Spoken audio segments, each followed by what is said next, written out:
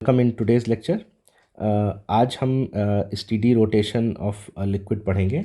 तो इसके previous lecture में मैंने आपको बताया था कि जब किसी भी कंटेनर में वाटर फिल्ड अप है और उसको हॉरिजॉन्टल एक्सेलरेशन या वर्टिकल एक्सेलरेशन दिया जाए तो इस बॉडी के अंदर प्रेशर का डिस्ट्रीब्यूशन कैसे चेंज होगा वो हमने इसके पहले पढ़ा हुआ था। आज के लेक्चर में हम एक्सेलरेशन न देते हुए हम इस कंटेनर को एक कांस्टेंट एंगुलर वेलोसिटी से, दैट इज़ ओमेगा, इससे रोटेट करेंगे। और अगर हम इस कंटेनर को रोटेट करेंगे तो इसकी सरफेस में भी चेंज आएगा। वो सरफेस कुछ इस तरह से दिखेगी और इस पूरी के पूरे वाटर में अलग अलग लेवल पे, अलग अलग पोजीशन पे प्रेशर का चेंज आएगा। तो आज के लेक्चर में हम यही डिस्कस करेंगे। तो जब भी हम किसी एक सिलेंड्रिकल कंटेनर को रोटेट करें किसी कांस्टेंट एंगुलर वेलोसिटी से तो लिक्विड में शियर स्ट्रेस डेवलप होगा और इस डेवलप्ड शियर स्ट्रेस की वजह से लिक्विड भी जो है बर्तन के साथ साथ घूमना शुरू करेगा। और विद द टाइम एक समय ऐसा आएगा कि जिस समय पर कंटेनर और लिक्विड के बीच में कोई रिलेटिव मोशन नहीं रह जाएगा और ये एक सॉलिड बॉडी की तरह से लिक्विड जो है बर्तन के साथ साथ रोटेट करना शुरू कर देगा। यहाँ एक इम्पॉर्टेंट चीज़ ये है कि जो लिक्विड है जो ऐसे रोटेट कर रहा है इसके हर पॉइंट की वेलोसिटी अलग अलग होगी।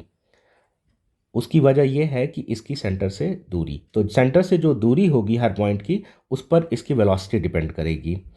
इसका मतलब कि जो पार्टिकल क्लोज होंगे सेंटर के उनकी वेलोसिटी अलग होगी और जो पार्टिकल दूर होंगे उनकी वेलोसिटी अलग होगी।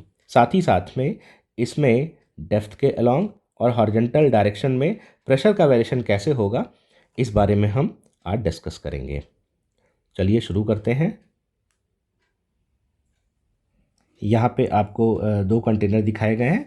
लेफ़्ट वाले सिलेंड्रिकल कंटेनर में जो है वाटर का लेवल ये है, यहाँ तक पानी भरा हुआ है और इसको कोई भी एंगुलर वेलोसिटी नहीं दी जा रही है, इसलिए जो इसकी सरफेस है वो लेवल में होगी। और जब हम इस कंटेनर को ओमेगा वेलोसिटी से घुमाना शुरू करेंगे तो वाटर सरफेस का शेप कुछ ऐसे हो जाएगा। तो जो आपकी इनिशियल सरफेस का लेवल था वो ये था।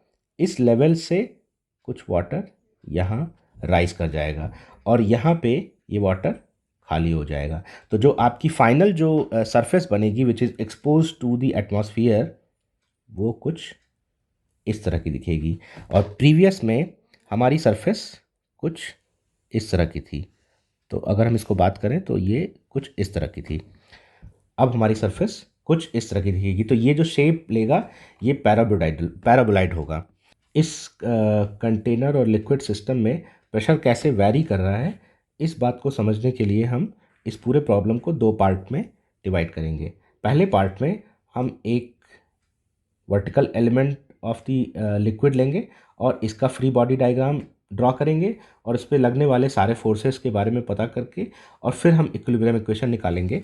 और दूसरे पार्ट में हम जो है एक रिंग एलिमेंट लेंगे और उस रिंग एलिमेंट पर क्या फोर्सेस लग रहे हैं और क्या इक्विलिब्रियम इक्वेशन बनेगी उसके हिसाब से हम डिराइव करेंगे कि प्रेशर का वेरिएशन कैसे हो रहा है। सबसे पहले हम जो है एक वर्टिकल एलिमेंट लेंगे जो आपको यहाँ दिख रहा है। ये सरफेस से स्टार्ट हो रहा है, तो जो हमारी रोटेशन के बाद फाइनल एक्सपोज्ड सरफेस बन रही है वो कुछ इस तरह की है। तो अगर हम इस एलिमेंट का फ्री बॉडी डायग्राम ड्रॉ करें तो ये एलिमेंट कुछ इस तरह का दिख रहा है जिसकी हाइट जो है वो h है और इस पर जो एक फोर्स काम कर रहा है वो सिर्फ और सिर्फ वर्टिकल वेट काम कर रहा है, दैट इज़ डेल्टा W। और यहाँ का प्रेशर जो हमें पता नहीं है उसे हमने अज्यूम कर लिया है कि P है और इस एलिमेंट का क्रॉस सेक्शनल एरिया A है। तो चूँकि इस वर्टिकल डायरेक्शन में कोई भी एक्सेलरेशन नहीं है तो हम ये लिख सकते हैं कि summation of Fy is equal to 0। तो हमारा y डायरेक्शन ये है। इस इक्वेशन को हम ऐसे लिख सकते हैं कि P into delta A is equal to delta W। Delta W जो है इस एलिमेंट का वेट है।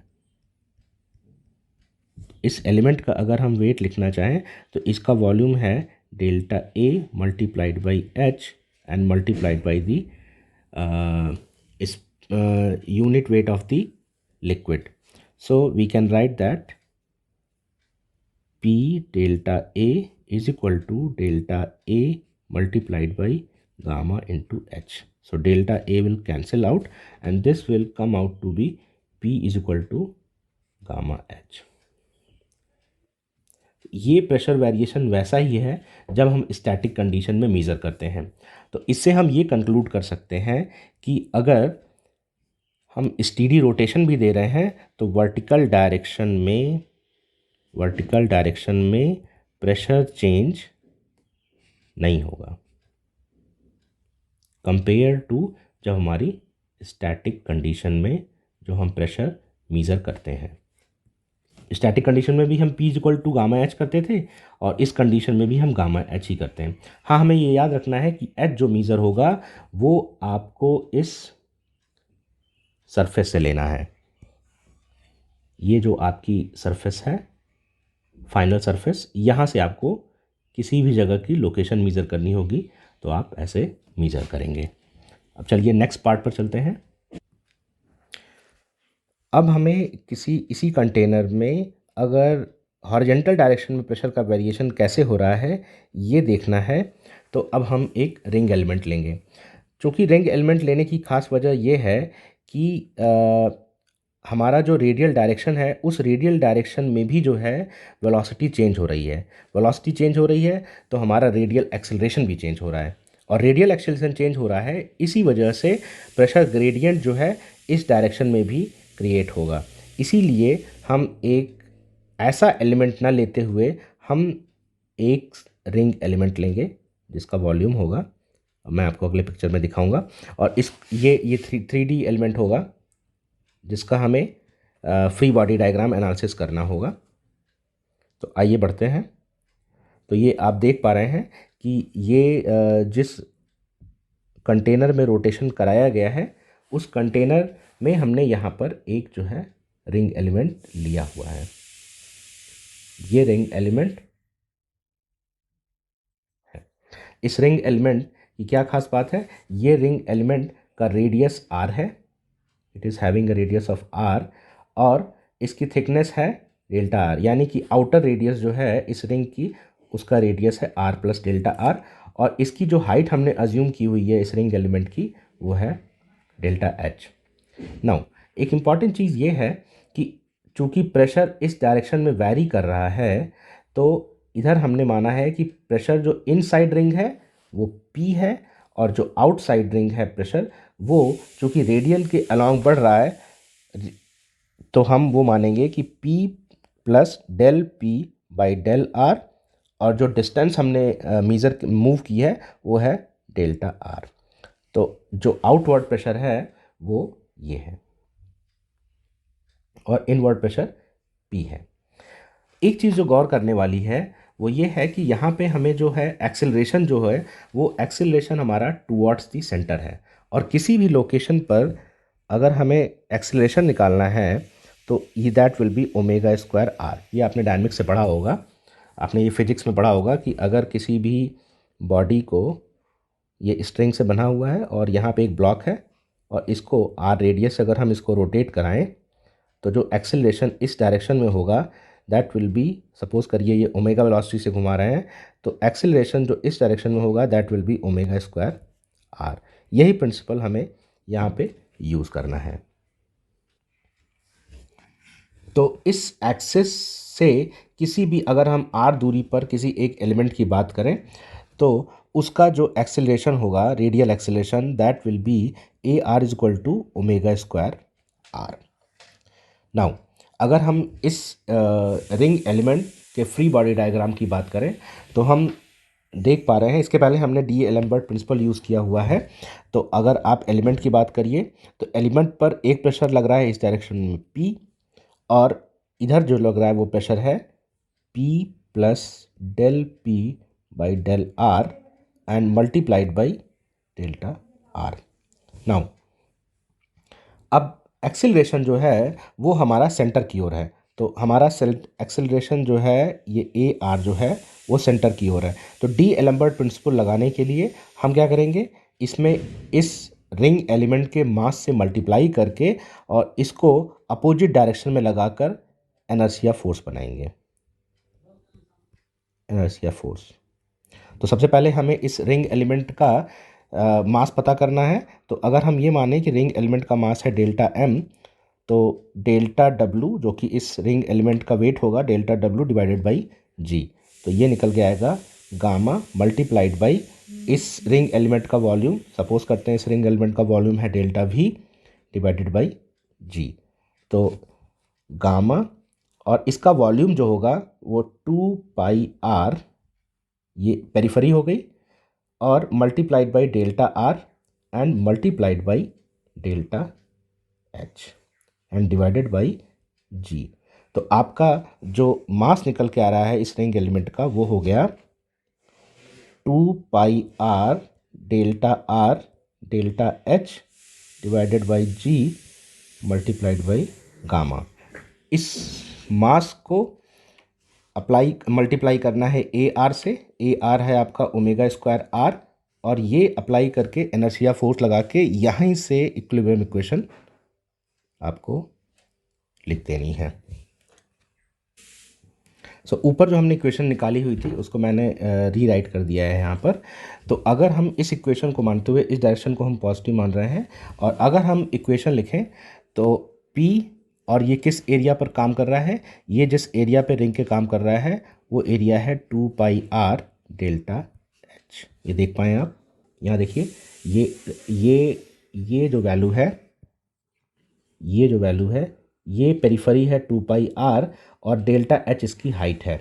तो 2 pi R into delta H वो एरिया हो गया जिस पर कि ये पी काम कर रहा है, प्लस अब आप इनर्शिया फोर्स जो आपने निकाला हुआ है वो लिखिए। इनर्शिया फोर्स आपने निकाला हुआ है ऊपर, वो 2 pi R delta R multiplied by delta H multiplied by gamma divided by G, and उसमें आप ओमेगा स्क्वायर आर से मल्टीप्लाई कर देंगे ये, and minus of this thing. So minus, अगर हम इसको ये लिखें माइनस, और जो फोर्स काम कर रहा है वो है हमारा P plus del P by del R multiplied by delta R, और ये जिस एरिया पे काम कर रहा है वो एरिया हमें निकालना है। वो एरिया अगेन वही है 2 pi R into delta H, और ये इक्वेशन ज़ीरो की जा सकती है। अब आप इस इक्वेशन को सिंप्लीफाई कर लें तो आप देख पा रहे होंगे कि 2 pi R into delta H, 2 pi R delta H and 2 pi R delta H, ये सारी चीज़ें कॉमन हो जाएंगी, कैंसिल आउट हो जाएंगी, फिर ये p कैंसिल आउट हो जा रहा है।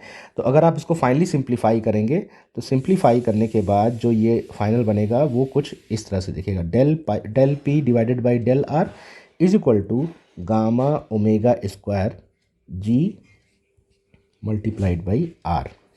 तो ये जो एक्सप्रेशन निकल के आ रहा है ये आपका पार्शियल डिफरेंशिएशन के फॉर्म में। तो अगर आपको प्रेशर की एक्चुअल वैल्यूज़ चाहिए, इस इक्वेशन को इंटीग्रेट करना पड़ेगा, और अगर हम इसको इंटीग्रेट करें तो this will be del P by del R is equal to gamma omega square G और आर। ठीक है, तो डी इस डेल आर को इधर लेके आएंगे तो ये फाइनली जो बनेगा वो ये कुछ इस तरह से लगेगा, gamma omega square by G into R square और डिवाइड बाई 2। फाइनल क्वेश्चन बन के आ गई। नाउ प्लस एक कांस्टेंट, ये एक इम्पॉर्टेंट एस्पेक्ट है जो आपको ध्यान रखना है कि एक कांस्टेंट भी आएगा इंटीग्रेशन में, और यही कांस्टेंट हमको फाइंड आउट करना है। तो ये कांस्टेंट हम निकाल कैसे सकते हैं, क्योंकि इसमें जो वेरिएबल है वो p है और r है, तो हमें एक r की ऐसी वैल्यू चूज़ करनी है जहाँ पे हमें p पता हो। तो अगर आप ऊपर देख पाएँ जो हमने फिगर आपको दिखाया था, उस फिगर में ये अगर r is equal to zero लें, यहाँ से r is equal to zero लें, ये r is equal to zero लें, तो यहाँ पे प्रेशर जो है वो ज़ीरो है, क्योंकि सरफेस से एक्सपोज्ड है तो गेज प्रेशर ज़ीरो है। तो हम इसके लिए जो बाउंड्री कंडीशन वो लिख सकते हैं, वो हम बाउंड्री कंडीशन लिख सकते हैं r is equal to zero पे p नॉट अगर हम कहें तो वो ज़ीरो है। इसी को अगर हम इसमें पुट कर दें इस इक्वेशन में, तो जो सी की वैल्यू आ रही है वो ज़ीरो आएगी। तो अब हम इस इक्वेशन को अगेन जो है वो बाउंड्री कंडीशन लगाने के बाद लिख सकते हैं P equal to omega square gamma multiplied by 2G R square. तो इस इक्वेशन में हमें r की वैल्यू रखते जाना है और करस्पॉन्डिंगली p आता जाएगा। तो r की वैल्यू कहाँ से कहाँ वेरी करेगी, ज़ीरो से लेके कैपिटल R। कैपिटल R जो है इस कंटेनर की रेडियस है। अब ऊपर वाले दिए हुए इक्वेशन से अगर हमें इक्वेशन ऑफ फ्री सरफेस पता करनी है, तो फ्री सरफेस वो है जो कि टॉप एक्सपोज सरफेस है एटमॉस्फेरिक प्रेशर के लिए। तो हमें इस इक्वेशन में जो ऊपर आपने निकाली है इसकी में P equal to gamma H से रिप्लेस कर देना है। तो अगर हम इस इक्वेशन में लिखें P equal to gamma H, तो ये इक्वेशन कुछ दिखेगी ऐसे, gamma omega square by 2G multiplied by R square. तो अगर आप देख पाएँ तो ये गामा कैंसिल आउट हो गया और ये इक्वेशन कुछ इस तरह से लगेगी, H is equal to omega square divided by 2G multiplied by R square. ये जो इक्वेशन आप देख पा रहे हैं ये जो है वो इक्वेशन जो है वो पैराबोला की, अगर इसको होल सरफेस के फॉर्म में अगर हम कंसीडर करें, इस पूछो कि लिक्विड जो बनेगा पूरा सरफेस बनेगा, तो हर जगह अलग अलग पैराबोला बनेगा और उस पैराबोला के सारे सरफेस को कंसीडर करें तो जो शेप फाइनल बनेगा उसको बोलते हैं पैराबोलाइड, PARABOLOID। सो इस सरफेस को पैराबोलाइड शेप बोलते हैं। तो अब अगर हम इस फिगर को देखें तो जो हमारा ओरिजिनल सरफेस था वाटर का बिफोर द रोटेशन वो इस लेवल पे था, और जब हमने रोटेट करा दिया ओमेगा से तो फाइनल सरफेस कुछ हमारी इस तरह से दिखेगी। तो जो ड्रॉप आप देख पा रहे हैं मैक्सिमम ड्रॉप वो ये है, और इतना ही राइज होगा, जितना ये ड्रॉप है उतना ही ये राइज होगा।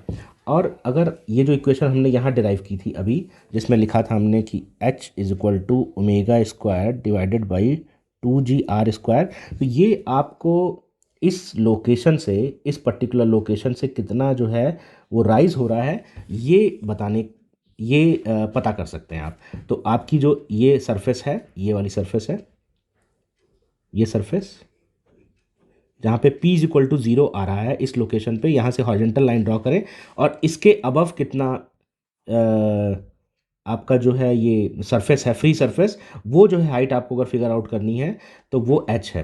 तो चूंकि इस कंटेनर की रेडियस है r, तो हमें ये पता करना हो कि कैपिटल R दूरी पर क्या हाइट ऑफ राइज होगा, तो हम इस इक्वेशन में हम स्मॉल r की जगह कैपिटल R रिप्लेस करें, तो जो टोटल हाइट ऑफ राइज निकल के आ रहा है अगर हम उसकी बात करें, उसको हम h लिखें, तो ये वैल्यू निकल के आएगी omega square divided by 2G R square. तो ये वैल्यू जो है आपकी कैपिटल H है। तो ये H, कैपिटल H जो आपने निकाला है वो ये निकल के आ रहा है। तो हम h/2 की अगर बात करें तो जो ये आपको दिख रहा है ओरिजिनल सरफेस से कितना राइज हुआ है, तो ओरिजिनल सरफेस से राइज हुआ है h/2। तो ये जो h/2 है ये हो जाएगा omega square by 4G R square. तो हम इसको इस तरह से समझ सकते हैं कि जब लिक्विड रेस्ट में था तो उस पोजीशन से h/2 ऊपर जो है वो मैक्सिमम सरफेस पहुंच गई वाटर लेवल की, और वहां से h/2 नीचे आ गई। तो ये h/2 नीचे आ गई है और ये h/2 ऊपर पहुंच गई है। इसको हम इस तरह से ध्यान रखते हैं।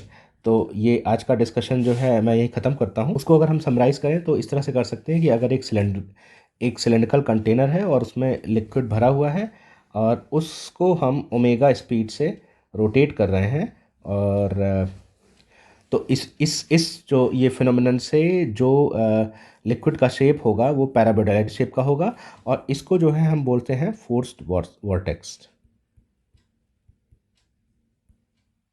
ये जो लिक्विड सरफेस फॉर्म होगा ये फोर्स्ड वॉर्टेक्स की वजह से फॉर्म होगा, और शेप जो होगा उसका पैराबोलाइडल होगा। और एक बार अगर ये सरफेस जो है रोटेटिंग लिक्विड अगर इस्टेब्लिश हो गई, तो इसमें जो हम एक्सप्रेशन जो यूज़ करेंगे वो H is equal to omega square divided by 2g r², ये यूज करके हम किसी भी लोकेशन पर कितना राइज हुआ है, कितना फॉल हुआ है, ये पता कर सकते हैं। इसके अलावा वर्टिकल डायरेक्शन में हमें जो प्रेशर है वो हम जैसे एज यूजुअल पता करते हैं स्टैटिक कंडीशन में, P equal to gamma H, उसी तरह से पता करेंगे। और अगर अगर हमें प्रेशर वेरिएशन अगर हमें चाहिए कि हॉरिजॉन्टल डायरेक्शन में क्या हो रही है, तो वो हम P equal to gamma omega square divided by 2g multiplied by r², इस फंक्शन को यूज़ करके हम कहीं भी प्रेशर पता कर सकते हैं। So thank you for watching. अगर आपके पास कोई क्वेरी है तो आप कमेंट सेक्शन में कर सकते हैं। I will try my best कि आपकी क्वेरीज का आंसर कर सकूं। Thank you.